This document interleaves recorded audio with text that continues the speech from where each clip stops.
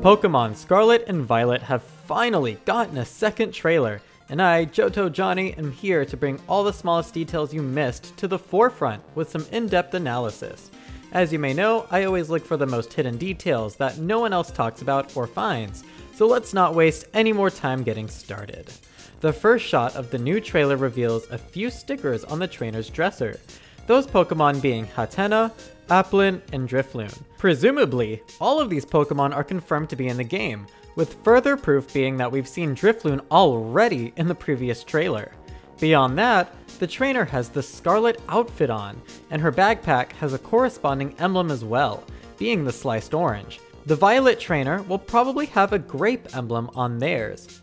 Another interesting bit is that we can actually see outside through the window of the room. I believe this is a first for a 3D mainline Pokemon game, as typically any windows both from outside and inside of buildings sported JPEG images that gave the illusion of seeing outside or inside. This may be hinting towards seamless transitions between entering and exiting interiors, much like in Zelda Breath of the Wild. How awesome does that sound?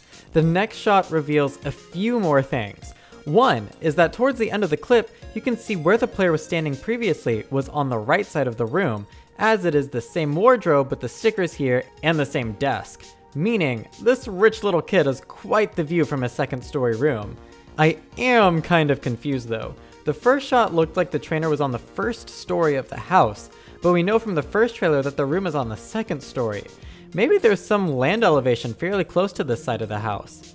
Anyways, the rug here resembles Zebstrika's striking stripes.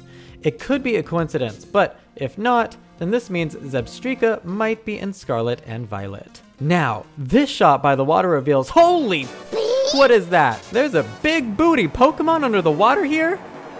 Just kidding, I don't think there's anything to be gleaned from these running shots, but made you look. Anyways, now we catch a closer look at the Pokemon Centers, which sport digital advertisements that change constantly.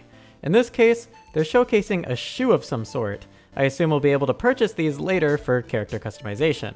We can also see some houses located down in this lower indent of land. We already know that we'll be seeing some larger towns and cities within the game, but it's nice to know there will be civilizations scattered even in more rural areas of the map. We can also peep some larger, more grand structures further back. They seem to resemble the large gate structures we saw near the large city in the first trailer. I wonder if there's any connection. The Pokemon League, or what we assume to be the Pokemon League, also changes emblems based on the version you play. We also catch a closer look at the giant potted plant I pointed out in a previous analysis video. Before this next shot gets obstructed by the title cards, we can glance the lighthouse we saw up close in the last trailer. There's also a grand cliff in the far back with a steep waterfall. I imagine we'll have a really fun way of traversing that. We can also see another building closer towards the beach from the lighthouse. I don't know about you guys, but I'm pretty confident this is the professor's lab. That means this is where we start our journey, and our house is hidden behind some cliffs here. We do live right next to the water as we've seen. We also know there's a beach behind the professor's lab, which is shown in this shot. To finalize this theory, we can see the grand cliff in the original trailer from our house in the same direction it would be from the new shot. Yeah, I'm pretty convinced. And if this is the case, this is a pretty neat spot to start the game in. Starting in the corner of an open world is a new one for me. It also helps that, and you guys are gonna love this one, the website for Pokemon SV confirms that we can explore this new region at our leisure in any order that we want from the start, undictated by the story. How exciting is that? Go ahead and rave in the comments, I know you want to. Gosh, I really love the female professor's design. She's arguably my favorite designed character in all of Pokemon, so imagine how sad I was to hear she only exists in Scarlet version, when I'm getting Violet version. Yep, guess I'm stuck with Chairman Rose's middle-aged son. Favoritism aside, this is our first example of what seems to be a theme in the two versions of Scarlet and Violet: past and future. Professor Sada sports an old-fashioned caveman clothing design, while Turo sports a futuristic bodysuit.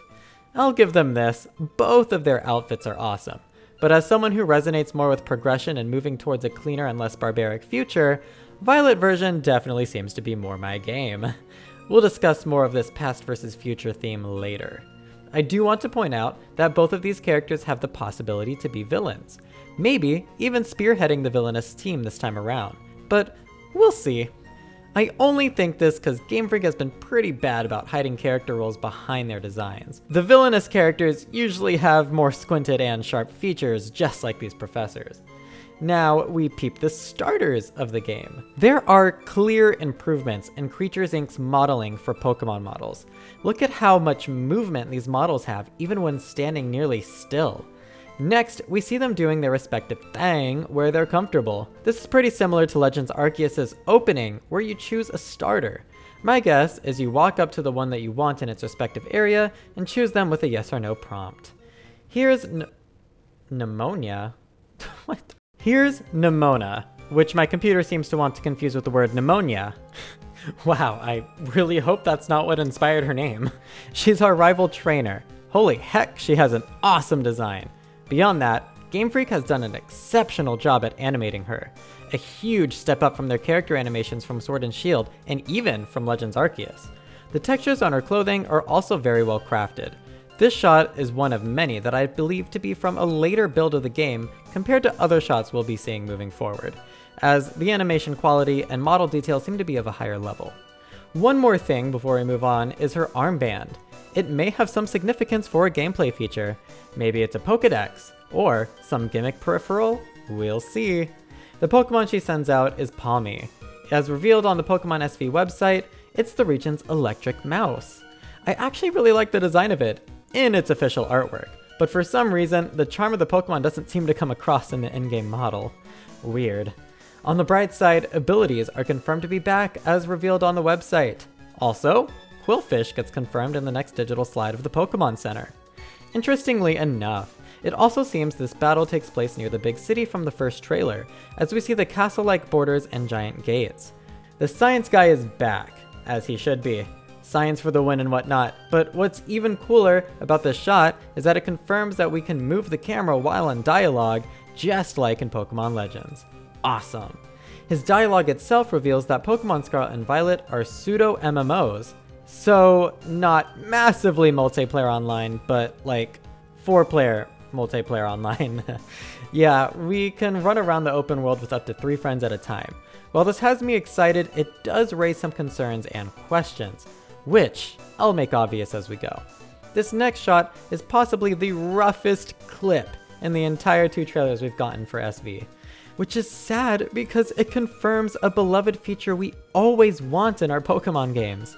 Yeah, follow Pokemon. I wish I could be excited. I wish so badly I could, but someone please tell me this clip is from a very early build of the game. Please. I think it is. Just look at this character's hair. It looks way more blocky than in her other shots with this hairstyle. Her hair also doesn't move at all here, which is weird since it's moving in said later shots. There is a possibility though that this will be the way they look in the final game. It's Game Freak's first time coding 4-player multiplayer, and in an open world at that. It may give the graphics a huge dip when you connect online with more players. I really hope this isn't the case, but again, it is very likely to be a factor.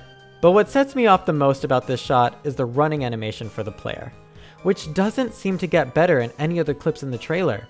For one, the trainer moves their limbs way too slowly, and the speed of the run doesn't seem to match it either. She's also way too stiff with her movements. Is she a robot? If so, they're really taking this whole past versus future thing a little too seriously, because this looks outdated as if this was made by cavemen, but she's moving like a robot as if it's the future.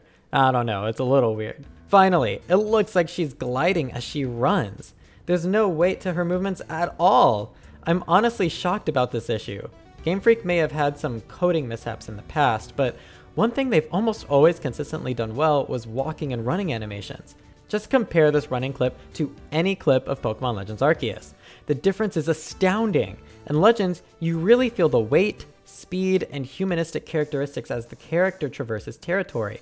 It's one of the many things I've praised throughout that game's journey.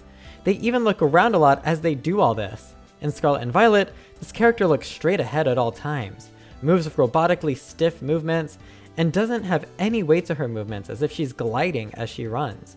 Same with Sprigatito. I'm also scared about how fallen Pokemon might function in this game after how poorly they were handled in Sword and Shield, but we'll have to wait to see more before we make judgments on that. Now, for the cool things about the multiplayer. You can emote to each other and show off your Pokemon. That sounds like a dream. We then get to witness a few different biomes as the trailer progresses. In the meantime, crouching is confirmed as we see our trainer sneak up on a wild Pokemon while not in grass.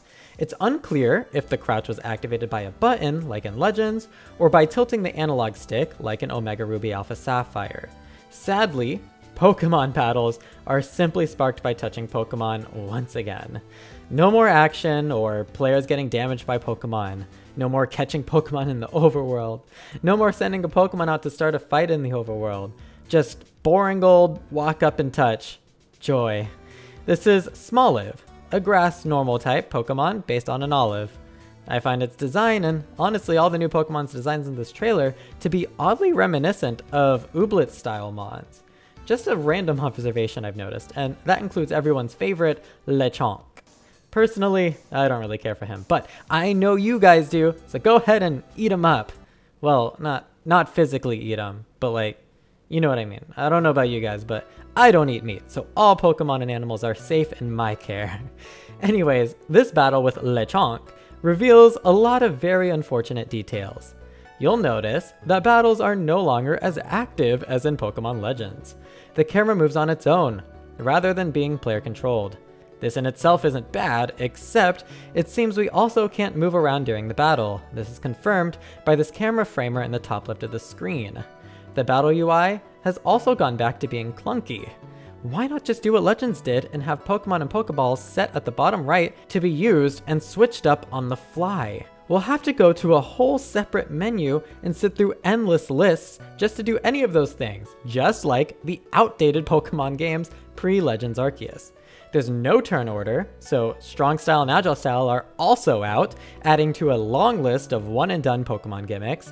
And to make matters worse, take a look at this! Yeah! Slow, clunky battle formats are back, along with lack of animations and Pokemon not touching each other when they're, oh, I don't know, supposed to be hitting each other? Just a canned animation followed by another canned animation. Oh, and there's more. The slow dialogue boxes are back too.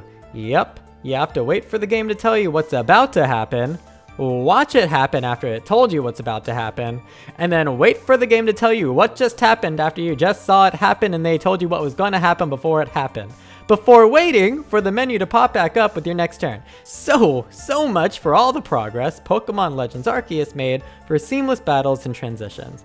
I've never been so unexcited for Pokemon battles in my life. But I don't know, maybe some of you like your time being wasted by bad game design.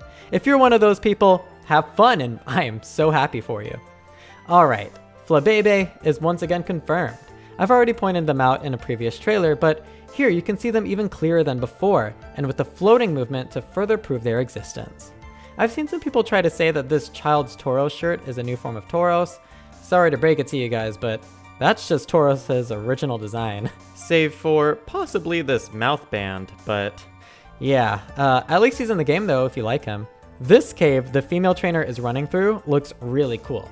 And the slanted ground with torches located on the upper levels tells me that we will have a way to climb and traverse that shattered ground.